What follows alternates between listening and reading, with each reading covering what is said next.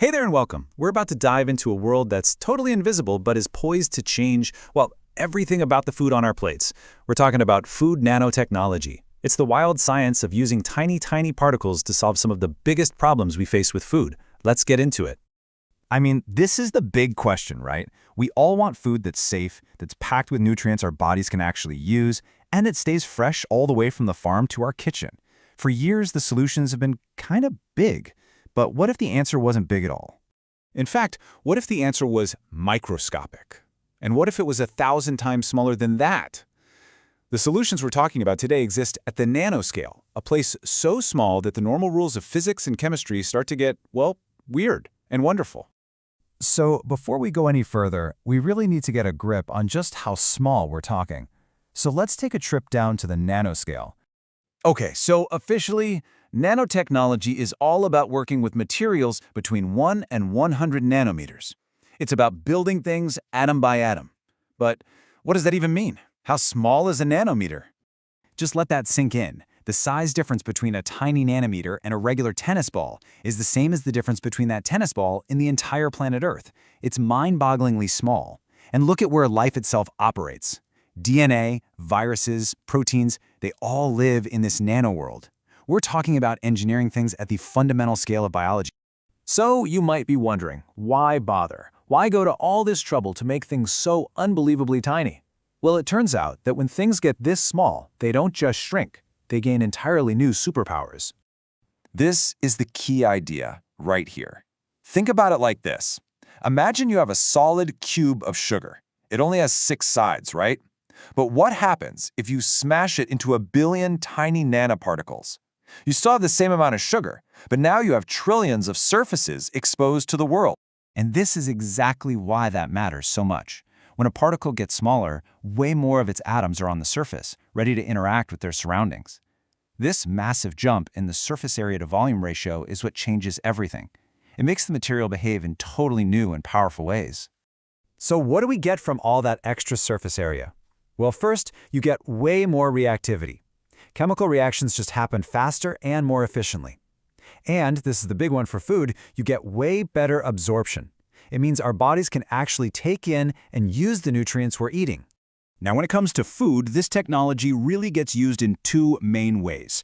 You've got Nano Outside, where the tech is in stuff like smart packaging or sensors. It doesn't actually touch the food. And then you've got Nano Inside, where these tiny materials are actually part of the food. Let's start with Nano Outside. All right, first up, Nano Outside. This is all about using nanotechnology to build a kind of invisible, intelligent shield around our food to keep it safer and fresher for longer. And one of the coolest examples of this is the Nanobiosensor. You can think of these as microscopic little security guards, constantly on patrol, able to spot tiny amounts of contaminants like bacteria or toxins. And honestly, compared to the old way of doing things, these are an absolute game changer. They can detect problems at such low levels, way before they're a danger. And they're fast. We're talking about getting super accurate results in minutes instead of waiting days for a lab. This is all about catching problems before they ever have a chance to get to us. Okay, so that's the outside. Now let's move inside the food itself. This is where things get really interesting, especially when we start talking about nutrition. So here's a problem we've had forever. You know how oil and water don't mix? Well, lots of really important nutrients, like certain vitamins and antioxidants, are the same way. They're hydrophobic, which is just a fancy way of saying they hate water. Since our bodies are mostly water, these nutrients have a really hard time getting absorbed. We eat them, but most of it just passes right through us. But here's the brilliant solution, the nano-emulsion. It's basically a microscopic Trojan horse for nutrients. Scientists can wrap up those water-hating nutrients in these tiny little bubbles that are perfectly happy to travel through our bodies. This protects the nutrient and lets it get delivered right where it needs to go. And this is basically how it works.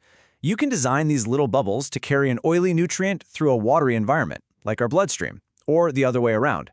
It's all about building the perfect tiny delivery truck for whatever nutritional cargo you need to move. This chart just makes the difference so clear. A regular salad dressing, that's a macroemulsion. It's cloudy, it's unstable, you have to shake it up every time, right?